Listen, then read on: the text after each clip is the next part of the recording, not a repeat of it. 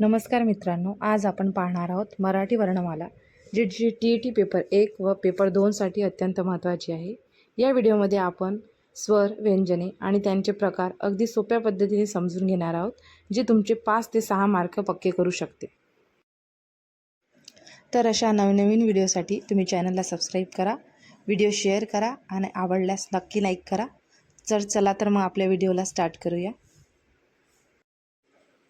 वर्णमाला वर्ण म्हणजे काय? आपल्या तोंडावाटे बाहेर येणाऱ्या मूलध्वनींना किंवा ध्वनी दाखविणारी जी चिन्हे आहेत त्यांना वर्ण म्हणतात।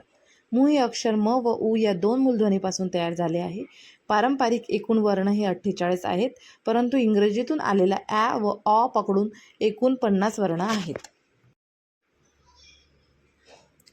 अ, ओ स्वरादी, आहा स्पर्शव्यंजन, क ख ग ड च छ ज झ ट ठ ढ न त थ ध न प प फ भ म, अर्धस्वर य र ल व, महाप्राण ह, संयुक्त व्यंजने क्ष ज्ञ उष्मे, श स द द्रविडीय ळ। वर्णाचे प्रकार: स्वर, स्वरादी, व्यंजन।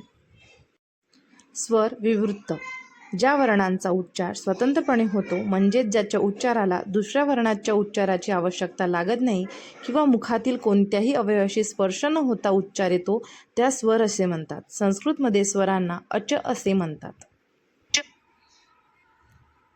स्वराचे एकूण प्रकार 12 आहेत: अ, आ, ई, उ, ऋ, लू, ए, ऐ, ओ, औ।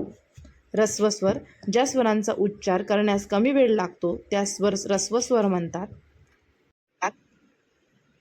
एकूण ऱ्हस्वस्वर 5 आहेत: अ, ई, उ, ऋ, लू, ब। दीर्घस्वर: दीर्घस्वर म्हणजे जास्त या स्वरांचा उच्चार करण्यास जास्त वेळ लागतो, म्हणून त्यास दीर्घस्वर म्हणतात। दीर्घस्वर एकूण 7 आहेत: आ, ई, उ, ए, ऐ, ओ, औ। दीर्घस्वर म्हणजे उकार, दुसरा आणि दुसरी विलांटी। दीर्घस्वर हे मूळ स्वरापासून बनलेले असल्याने ते साधित स्वर आहे। संयुक्त स्वर: दोन विजातीय स्वर एकत्र येऊन बनलेल्या स्वरांना संयुक्त स्वर म्हणतात। संयुक्त स्वर एकूण 4 आहेत: ए, ऐ, ओ, औ। उदाहरणार्थ, ए अ प्लस ई किंवा ए अ प्लस ई किंवा ओ अ प्लस उ किंवा औ आ प्लस उ किंवा उ। सजातीय व विजातीय स्वर: सजातीय स्वर सवर्ण एकाच उच्च स्थानापासून निघणाऱ्या स्वरांना सजातीय स्वर म्हणतात। उदाहरणार्थ, अ, आ, ई, उ। विजातीय स्वर: वेगवेगळ्या उच्चार स्थानातून निघणाऱ्या स्वरांना विजातीय स्वर असे म्हणतात। उदाहरणार्थ, अ, ई, उ, उ, औ। स्वरादी: स्वरादीला परवर्ण असेही म्हणतात। आहा हे 2 स्वरादी आहेत।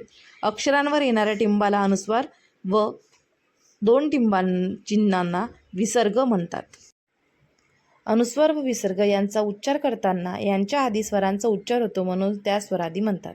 विसर्ग म्हणजे याचा अर्थ श्वास सोडणे होय। उदाहरणार्थ, दुःख यामध्ये विसर्गाच्या अगोदर उ स्वराचा उच्चार होतो।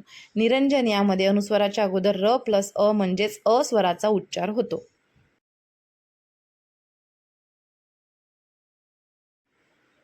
विसर्ग हा उच्चार ह या महाप्राण वर्णाला थोडा हिसडा देऊन केलेल्या उच्चारासारखा आहे।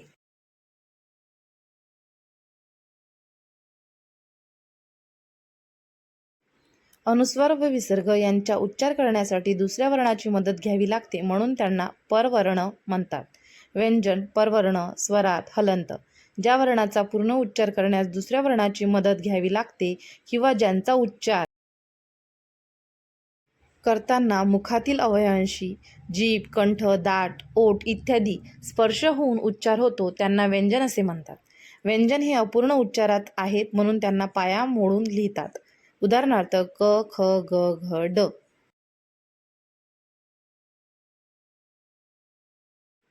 व्यंजनामध्ये दुसरा वर्ण म्हणजे स्वर मिसळल्यावर की पूर्ण उच्चार होतो। उदाहरणार्थ, क प्लस अ इज इक्वल टू क, क प्लस अ इज इक्वल टू ख। व्यंजने एकूण 34 आहेत। व्यंजन या शब्दाची फोड वी प्लस अंजन अशी आहे।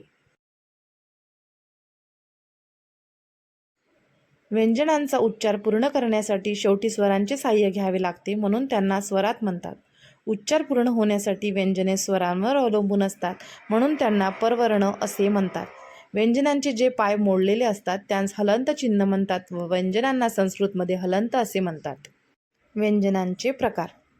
पहिला, स्पर्शव्यंजने. ज्या वर्णांचा उच्चार करताना मुखातील कोणत्याही अवयवाशीच म्हणजे जीभ, कंठ, दात, ओठ इत्यादी स्पर्श होऊन ज्या व्यंजनांचा उच्चार होतो त्यास स्पर्शव्यंजने म्हणतात.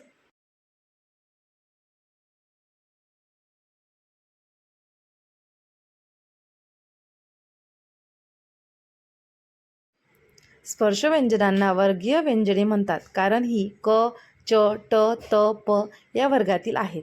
क, ख पासून ते म पर्यंतच्या व्यंजनांना स्पर्शव्यंजने म्हणतात. एकूण स्पर्शव्यंजने 25 आहेत. कठोर व्यंजन, मृदव्यंजन व अनुस्वारित व्यंजन यांचा समावेश स्पर्शव्यंजनामध्ये होतो. कठोर व्यंजने.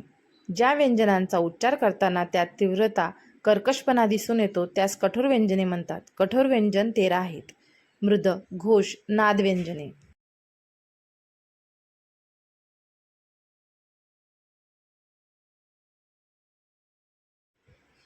ज्या व्यंजनांचा उच्चार करण्यास सोपा आहे किंवा त्यांचा उच्चार सौम्य असतो त्यास मृदव्यंजन म्हणतात. अनुस्वारित व्यंजने. ज्या व्यंजनांचा उच्चार नाकातून होतो त्यास अनुस्वारित व्यंजने म्हणतात. अनुस्वारित व्यंजने 5 आहेत. अनुस्वारिकांना पंचम वर्ग असेही म्हणतात.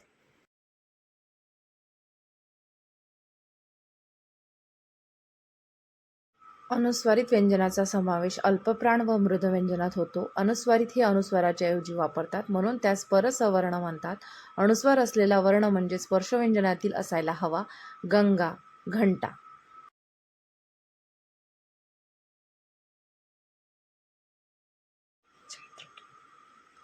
य, र, ल, व यांच्या उच्चारास अडचण नसते. य, र, ल, व यांच्या उच्चारासारखेच आहेत, म्हणून त्या व्यंजनांना अर्धस्वर व्यंजने म्हणतात. अर्धस्वर 4 आहेत. अर्धस्वर व्यंजनाचा समावेश मृद व अल्पप्राण व्यंजनात होतो. वर्गातील अर्धस्वर हे स्पर्शव्यंजने व उष्मव्यंजने यांच्यात येतात, म्हणून त्यास अंतस्थ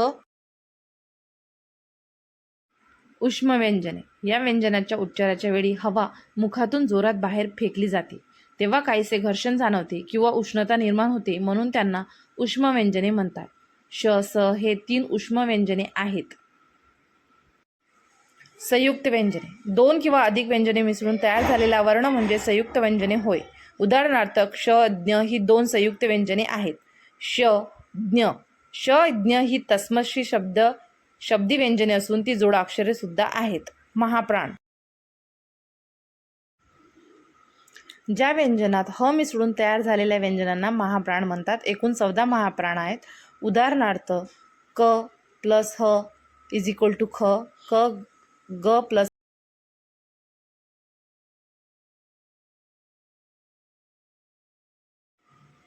क, च, ट, त, प या वर्गातील पहिले, तिसरे व 5वे व्यंजन अल्पप्राण असून त्यात अर्धस्वर व स्वतंत्र वर्णाचा समावेश होतो.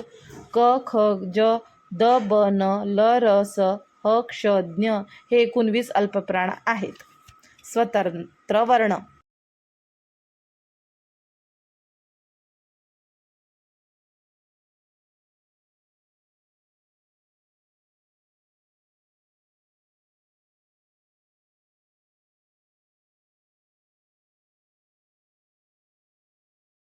ळ हा स्वतंत्र वर्ण आहे. मराठी भाषेत हा संस्कृतमधून घेतलेला असून ळ द्रविडियन भाषांमधून मराठीत आला आहे.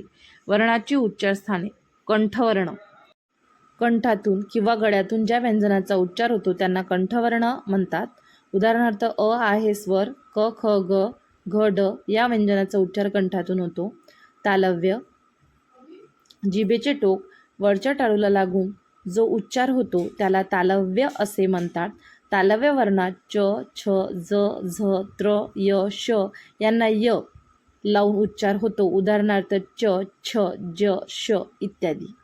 दंततालव्य किंवा वर्धध्वनी. च, छ, ज, झ याचा उच्चार य शिवाय केला जातो, म्हणजेच अ लावून केला जातो. त्यास दंततालव्य वर्ण असे म्हणतात. तालव्य व दंततालव्य यातील फरक पहा. चाप हा शब्द म्हणताना य लावल्यास तालव्य वर्ण होईल आणि चाप म्हटल्यास दंततालव्य. मूर्धन्य वर्ण मुखातील वरील घुमटाकार भागाच्या मधल्या भागाला मृदा म्हणतात. ऋणस्वर व्यंजन ट, ठ, ड, ढ, न, श, ळ. दंतवर्ण्य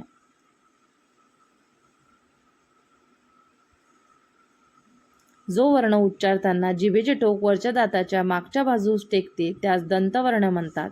उदाहरणार्थ त हा स्वर आणि त, थ, द, ध, न, ल, स, ही व सर्व दंतवर्ण आहेत. बोललेली हा शब्द आहे.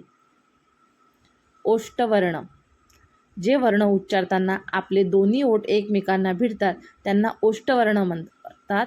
उदाहरणार्थ उ, ऊ हे स्वर आणि प, फ, ब, भ, म हे ओष्ठवर्ण आहेत. अशाच नवीन व्हिडिओसाठी चॅनलला सबस्क्राईब करा. व्हिडिओ आवडल्यास लाईक शेअर. बाय.